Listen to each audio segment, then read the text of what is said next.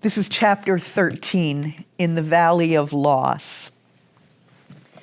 The mist had cleared from the mountains and the sun was shining, and as a consequence, the way seemed much more pleasant and easy than it had for a very long time.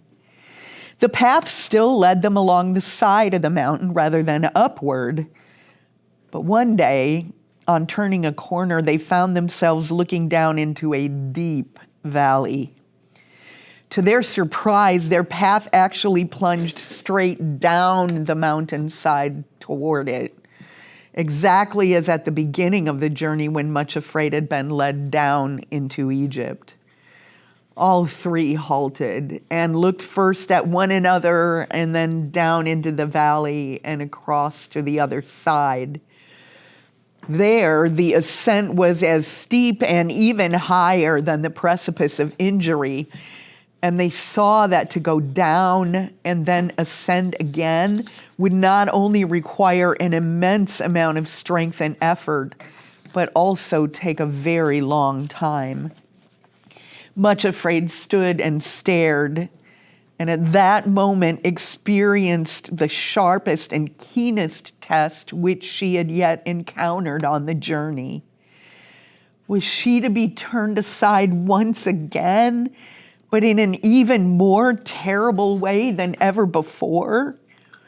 By now they had ascended far higher than ever before.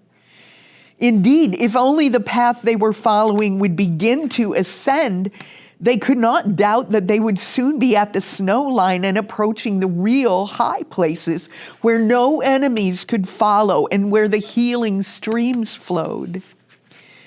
Now, instead of that, the path was leading them down into a valley as low as the valley of humiliation itself. All the height which they had gained after their long and toilsome journey must now be lost, and they would have to begin all over again, just as though they had never made a start so long ago and endured so many difficulties and tests. As she looked down into the depths of the valley, the heart of Much Afraid went numb. For the first time on the journey, she actually asked herself if her relatives had not been right after all, and if she ought not to have attempted to follow the shepherd. How could one follow a person who asked so much, who demanded such impossible things, who took away everything? If she went down there, as far as getting to the high places was concerned, she must lose everything she had gained on the journey so far. She would be no nearer receiving the promise than when she started out from the valley of humiliation. For one black, awful moment, Much Afraid really considered the possibility of following the shepherd no longer, of turning back. She need not go on. There was absolutely no compulsion about it. She had been following this strange path with her two companions as guides simply because it was the shepherd's choice for her. It was not the way which she naturally wanted to go. Now she could make her own choice. Her sorrow and suffering could be ended at once, and she could plan her life in the way she liked best, without the shepherd. During that awful moment or two, it seemed to Much Afraid that she was actually looking into an abyss of horror, into an existence in which there was no shepherd to follow or to trust or to love. No shepherd at all. Nothing but her own horrible self. Ever after, it seemed that she had looked straight down into hell. At the end of that moment, Much Afraid shrieked. There's no other word for it. "Shepherd!" she shrieked. "Shepherd! Shepherd! Help me! Where are you? Don't leave me!" Next instant, she was clinging to him, trembling from head to foot and sobbing over and over again. You may do anything, shepherd. You may ask anything. Only don't let me turn back. Oh, my Lord, don't let me leave you. Entreat me not to leave thee, nor to return from following after thee. Then as she continued to cling to him, she sobbed out, if you can deceive me, my Lord, about the promise and the Hinds Feet and the new name or anything else, you may. Indeed, you may. Only don't let me leave you. Don't let anything turn me back.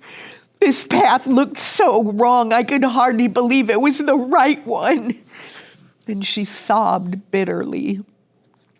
He lifted her up, supported her by his arm, and with his own hand wiped the tears from her cheeks, then said in his strong, cheery voice, there is no question of your turning back, much afraid. No one, not even your own shrinking heart, can pluck you out of my hand. Don't you remember what I told you before? This delay is not unto death, but for the glory of God. You haven't forgotten already the lesson you've been learning, have you? It is no less true now that what I do, thou knowest not now, but thou shalt know hereafter. My sheep hear my voice, and they follow me. It is perfectly safe for you to go on in this way, even though it looks so wrong. And now I give you another promise. Thine ears shall hear a word behind thee saying, this is the way. Walk ye in it when ye turn to the right hand or to the left. He paused a moment, and she still leaned against him, speechless with thankfulness and relief at his presence. Then he went on, will you bear this too, much afraid? Will you suffer yourself to lose or be deprived of all that you have gained on this journey to the high places? Will you go down this path of forgiveness into the valley of loss just because it is the way I have chosen for you? Will you trust me and still love me? She was still clinging to him and now repeated with all her heart the words of another woman tested long ago. Entreat me not to leave thee, or to return from following after thee. For whither thou goest, I will go. Thy people shall be my people, and thy God, my God. She paused and faltered a moment and then went on in a whisper. And where thou diest, I will die, and there will I be buried. The Lord do so to me, and more also, if aught but death part thee from me. Ruth 1, verses 16 and 17. So another altar was built at the top of the descent into the valley of loss, and another stone added to those in the bag she still carried in her bosom. After that, they began the downward journey. And as they went, she heard her two guides singing softly, oh, whither is thy beloved gone, thou fairest among women? Where dost thou think he has turned aside, that we may seek him with thee? The shepherd himself sang the next verse. He is gone down into his garden, to the beds of spices sweet, for he feedeth among the lilies. 'Tis there we are wont to meet. Then Much Afraid herself sang the last two verses, and her heart was so full of joy that even her unmelodious voice seemed changed and sounded as sweet as the others. So I went down into the garden, the valley of buds and fruits, to see if the pomegranates budded, to look at the vine stalk shoots. And my soul, in a burst of rapture, or ever I was aware, sped swifter than chariot horses. For lo, he was waiting there. Canticle 6, verses 1 through 3. Considering how steep it was, the descent down into the valley seemed surprisingly easy. But perhaps that was because Much Afraid desired with her whole will to make it in a way that would satisfy and please the shepherd. The awful glimpse down into the abyss of an existence without him had so staggered and appalled her heart that she felt she could never be quite the same again.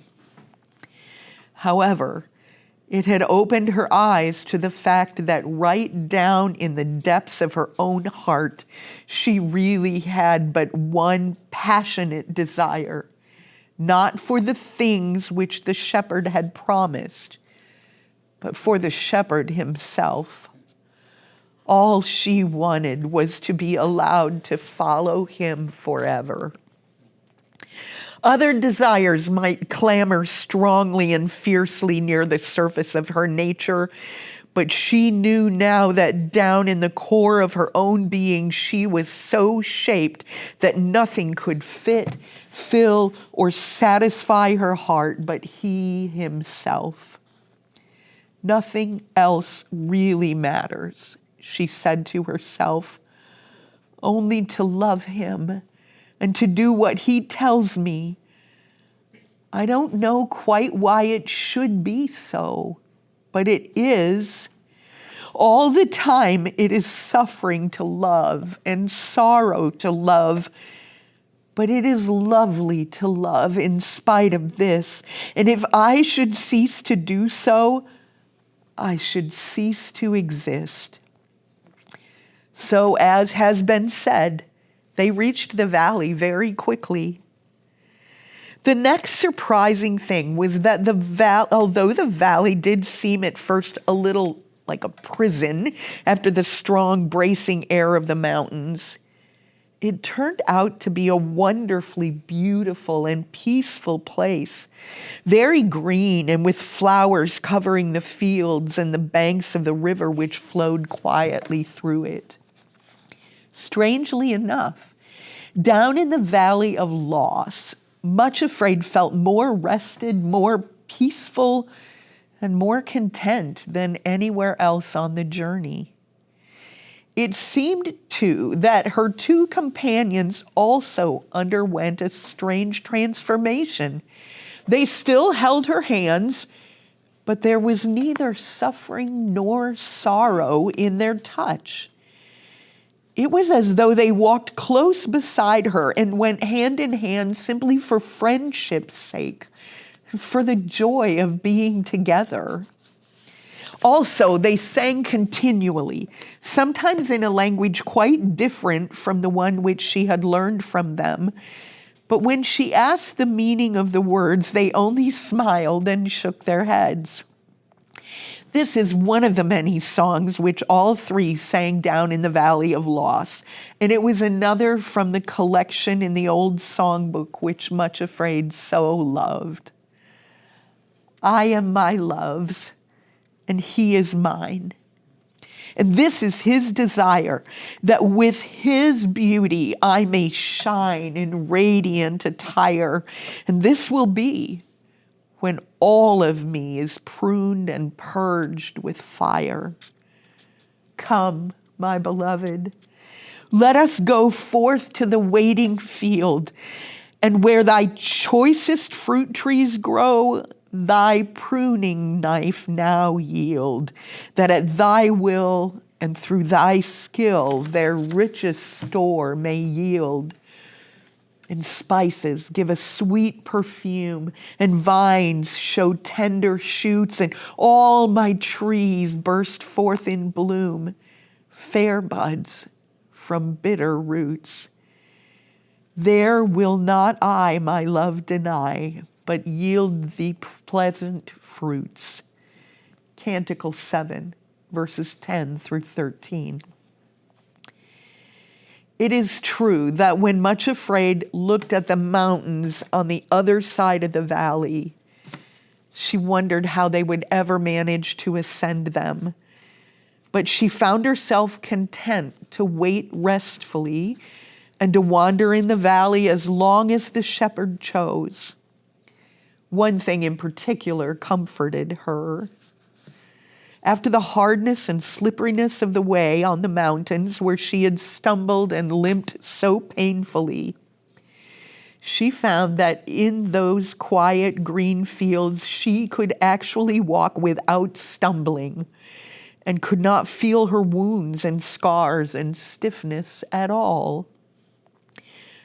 All this seemed a little strange because, of course, she really was in the valley of loss.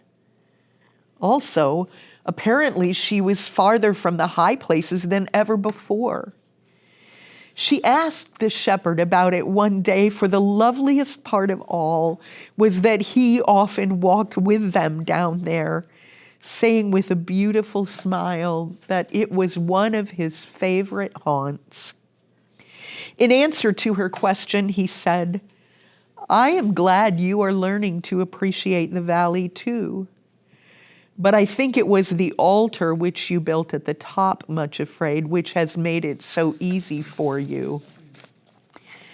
This also rather puzzled her, for she said, "But I noticed that after the other altars which you told me to build, the way has generally seemed harder, more testing than before."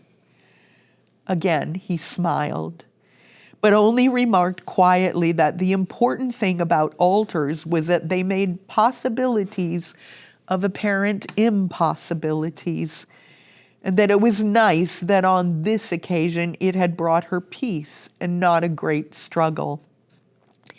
She noticed that he looked at her keenly and rather strangely as he spoke, and though there was a beautiful gentleness in the look, there was also something else which she had seen before but still did not understand. She thought it held a mixture of two things, not exactly pity, no, that was the wrong word, but a look of wonderful compassion together with unflinching determination. When she realized that, she thought of some words which one of the shepherd's servants had spoken down in the valley of humiliation before ever the shepherd had called her to the high places. He had said, "Love is beautiful, but it is also terrible. Terrible in its determination to allow nothing blemished or unworthy to remain in the beloved." When she remembered this, Much Afraid thought with a little shiver in her heart, "He will never be content until he makes me what he is determined that I ought to be." And because she was still much afraid and not yet ready to change her name, she added with a pang of fear, "I wonder what he plans to do next, and if it will hurt very much indeed." As it happened, the next thing which the shepherd had planned was very beautiful indeed. Not long after this conversation, the path finished its winding way through the valley and led them to the foot of the mountains, right there on the other side, to a place where they rose up like a wall, far higher and steeper than the precipice of injury. However, When Much Afraid and her two companions reached this place, they found the shepherd waiting for them beside a little hut. And lo, just where the cliffs were steepest and highest was an overhead cable suspended between that spot and the summit far above. On this cable hung chairs in which two could sit side by side and be swung right up to the top without any effort on their part at all. It is true that at first the very sight of those frail-looking aerial chairs swinging along so high above the ground made Much Afraid feel giddy and panicky. She felt she could never voluntarily place herself in one of them and be swung up that frightful-looking precipice with only a little footrest and nothing to prevent her casting herself out of the chair if the urge should come upon her. However, that passed almost at once, for the shepherd smiled and said, "Come, Much Afraid. We will seat ourselves in the first two chairs, and sorrow and suffering will follow in the next. All you have to do is trust yourself to the chair and be carried in perfect safety up to the place to which I wish to take you without any struggling and striving on your part." Much Afraid stepped into one of the seats, and the shepherd sat beside her while the two companions occupied the next pair. In a minute, they were moving smoothly and steadily toward the high places which had looked so impossibly out of reach, supported entirely from above and with nothing to do but rest and enjoy the marvelous view. Though the chairs swung a little in places, they felt no giddiness at all, but went upward and still upward until the valley below looked like a little green carpet, and the gleaming white peaks of the kingdom of love towered around and above them. Soon they were far above the place to which they had climbed on the mountains opposite, and still they swung along.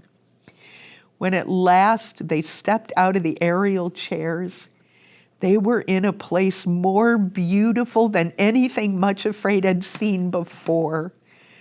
For though these were not the real high places of the kingdom of love, they had reached the borderland. All around were Alps with grassy meadows almost smothered in flowers.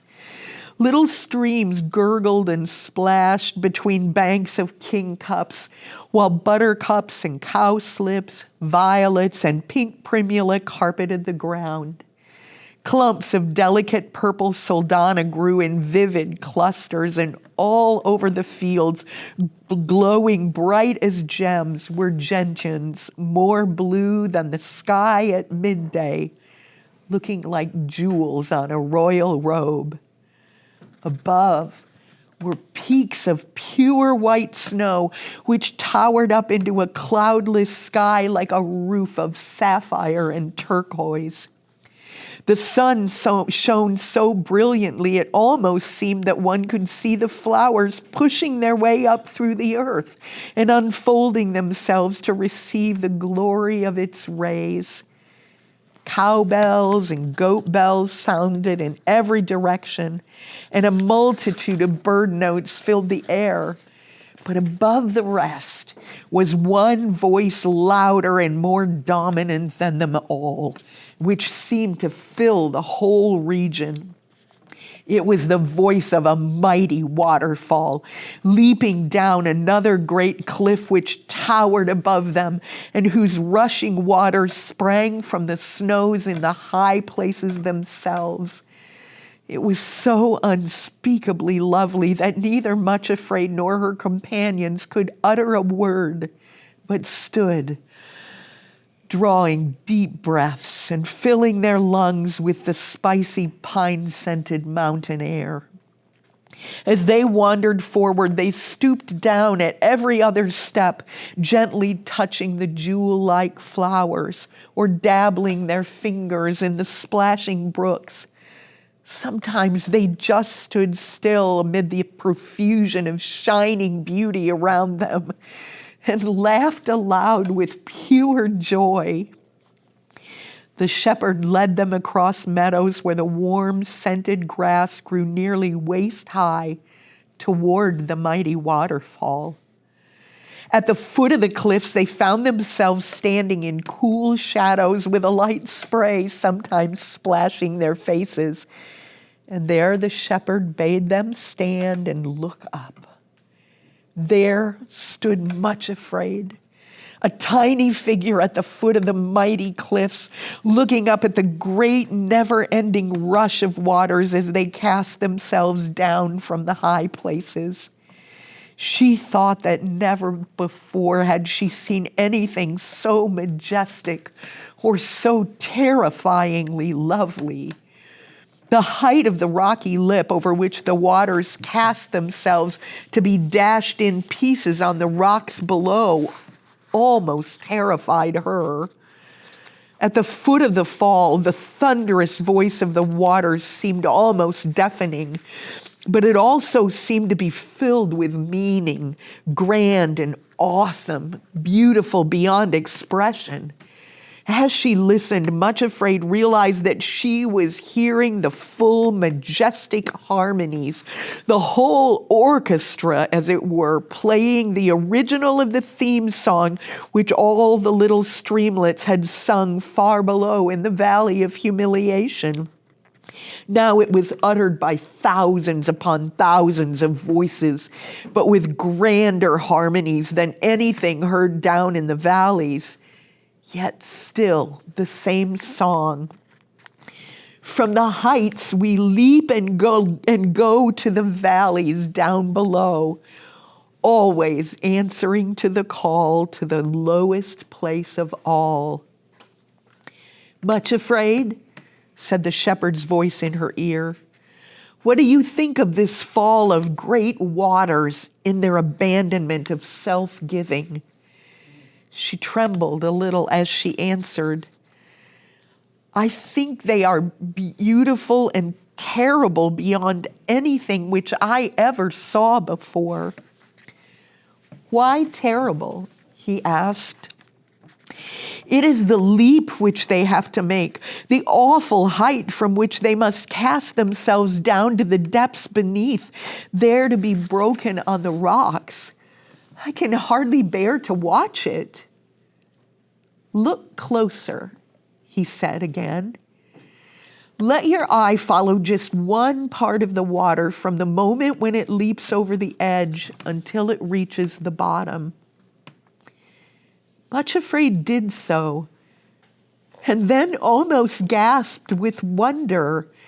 Once over the edge, the waters were like winged things, alive with joy, so utterly abandoned to the ecstasy of giving themselves that she could almost have supposed that she was looking at a host of angels floating down on rainbow wings, singing with rapture as they went. She gazed and gazed, then said, It looks as though they think it is the loveliest movement in all the world, as though to cast oneself down is to abandon oneself to ecstasy and joy indescribable. Yes, answered the shepherd in a voice vibrant with joy and thanksgiving. I am glad that you have noticed that, Much Afraid. These are the falls of love, flowing from the high places in the kingdom above. You will meet with them again. Tell me, does the joy of the waters seem to end when they break on the rock below? Again, Much Afraid looked where he pointed and noticed that the lower the water fell, the lighter it seemed to grow, as though it really were lighting down on wings. On reaching the rocks below, all the waters flowed together in a glorious host, forming an exuberant, rushing torrent which swirled triumphantly around and over the rocks. Laughing and shouting at the top of their voices, they hurried still lower and lower, down through the meadows to the next precipice and the next glorious crisis of their self-giving. From there they would again cast themselves down to the valleys far below. Far from suffering from the rocks, it seemed as though every obstacle in the bed of the torrent was looked upon as another object to be overcome and another lovely opportunity to find a way over or around it. Everywhere was the sound of water, laughing, exulting, shouting in jubilation. At first sight, perhaps the leap does look terrible, said the shepherd. But as you can see, the water itself finds no terror in it, no moment of hesitation or shrinking, only joy unspeakable and full of glory, because it is the movement natural to it.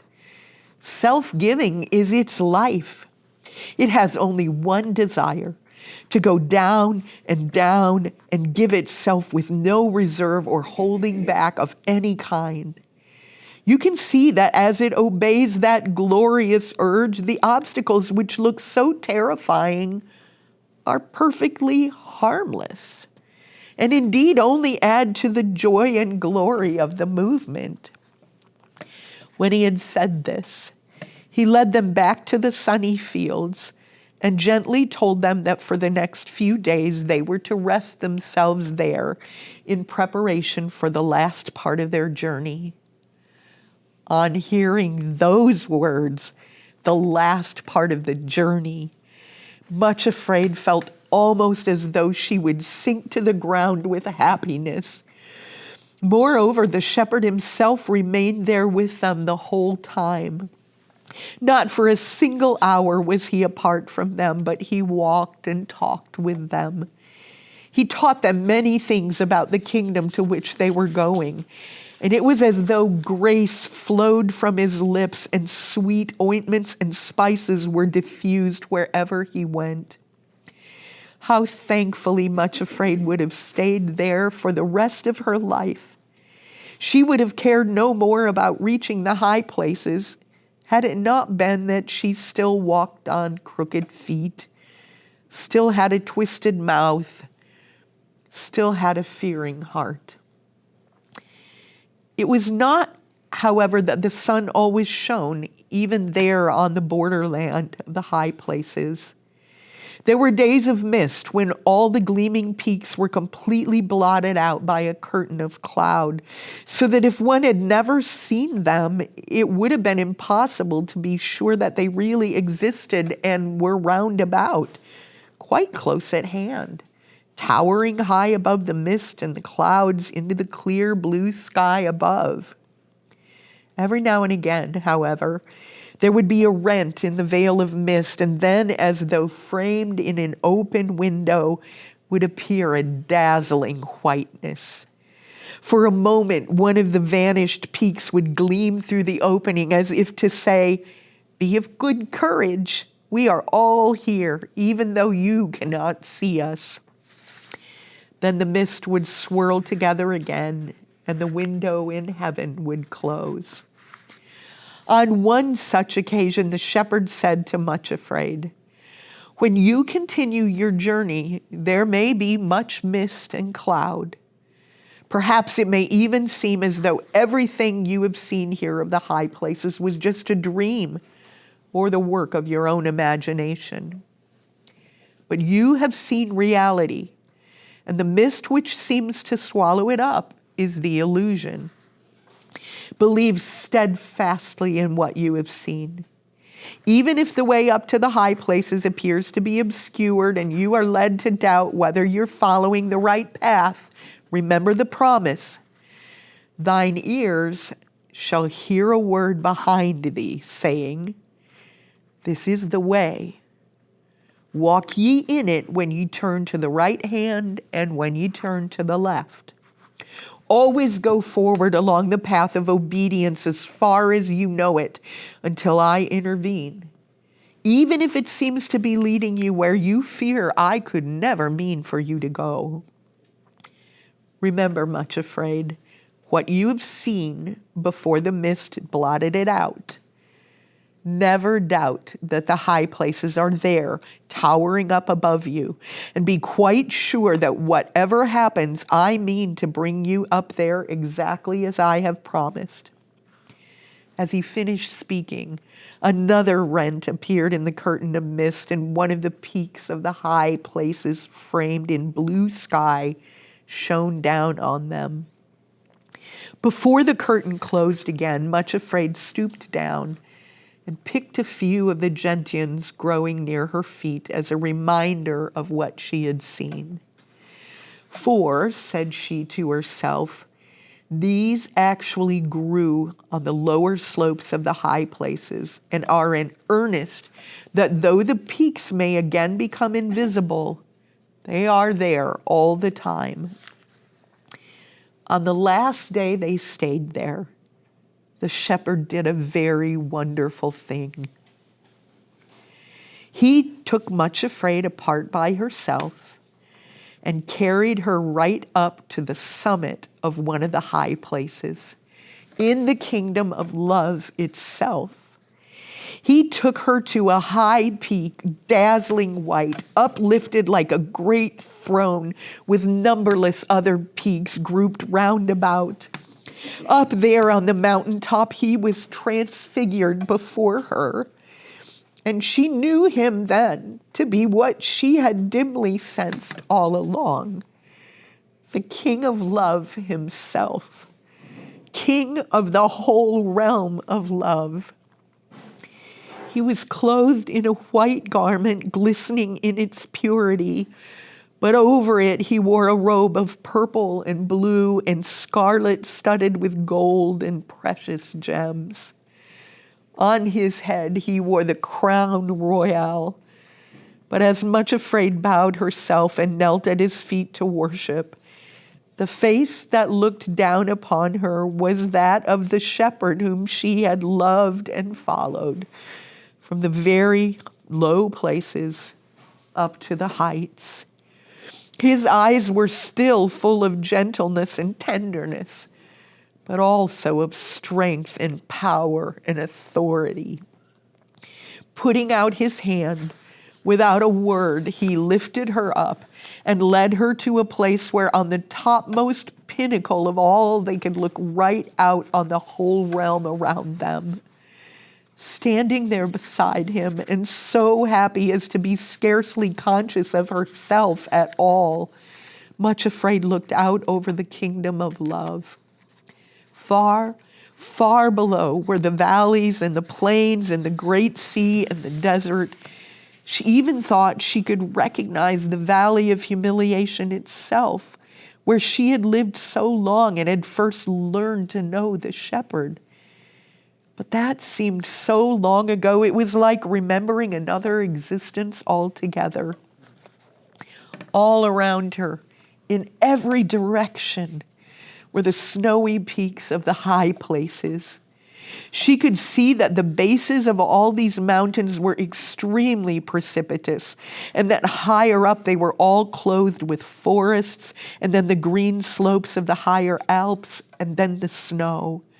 Wherever she looked, the slopes at that season of the year were covered with pure white flowers, through whose half-transparent petals the sun shone, turning them to burning whiteness. In the heart of each flower was a crown of pure gold. These white-robed hosts scented the slopes of the high places with a perfume sweeter than any she had ever breathed before.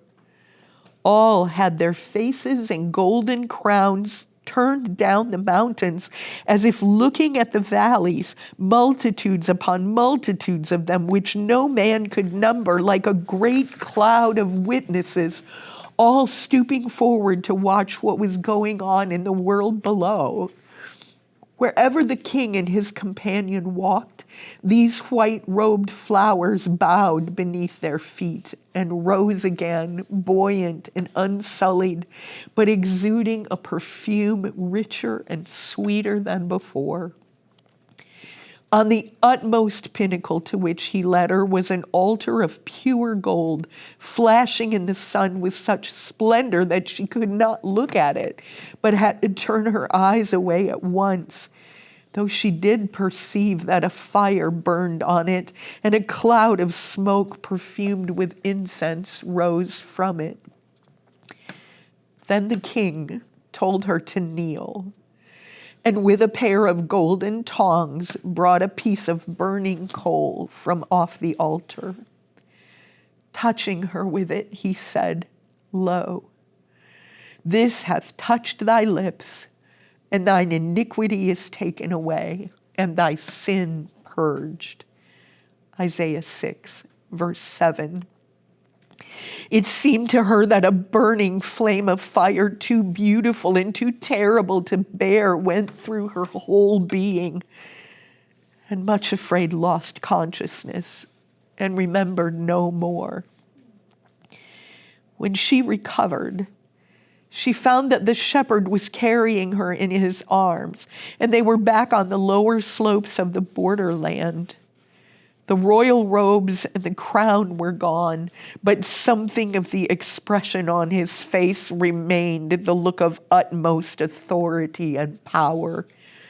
Above them towered the peaks, while everything below was shrouded in cloud and mist.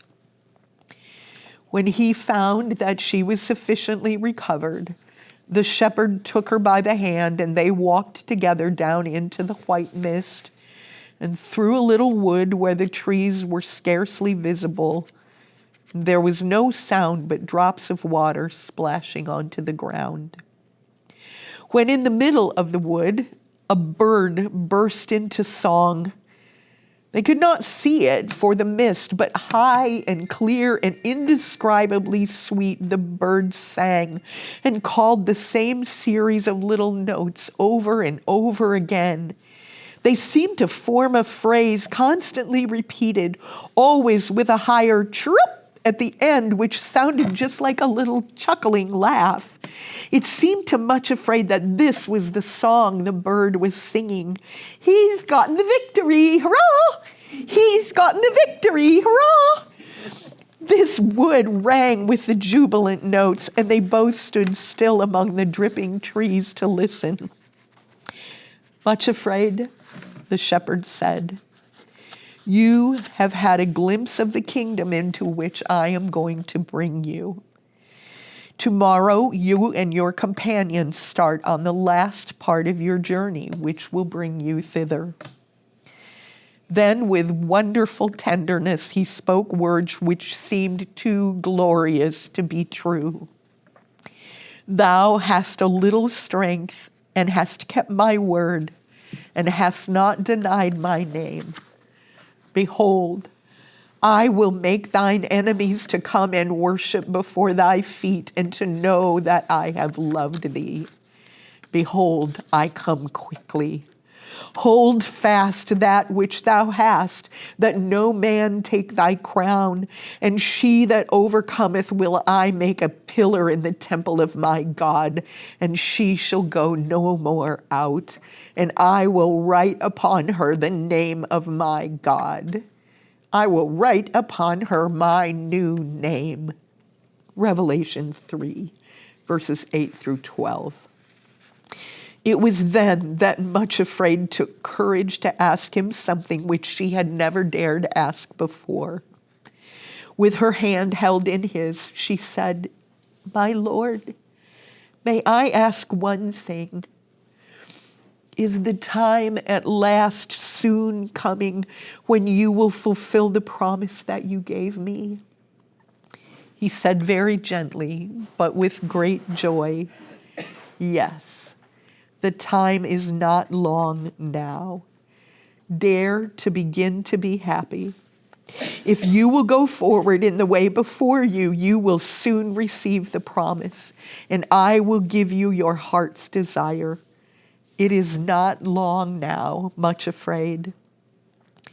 So they stood in the mist-filled wood, she trembling with hope and unable to say a word, worshiping and wondering if she had seen a vision or if this thing had really happened.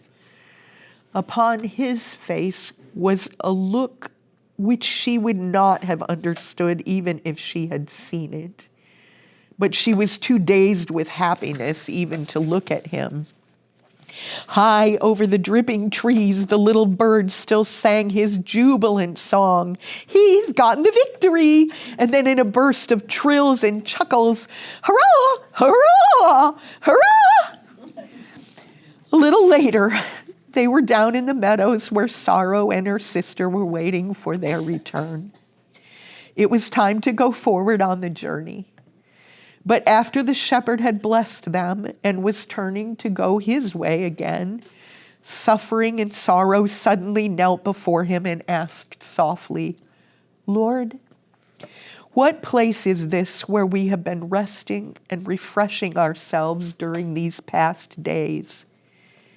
He answered very quietly, This is the place to which I bring my beloved, that they may be anointed in readiness for their burial.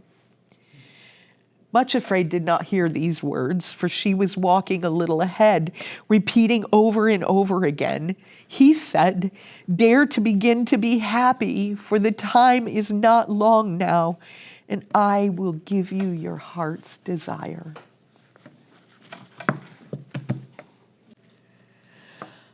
A few more chapters, my loves. I did want to just mention to you, I think most of you have in the back of your book, yeah, the lessons learned on the slopes of the high places.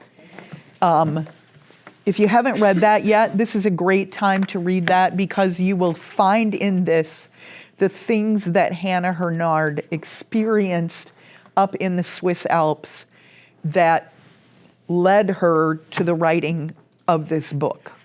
The physical things. So you will see familiar things that she experienced. Or taking the ski lift.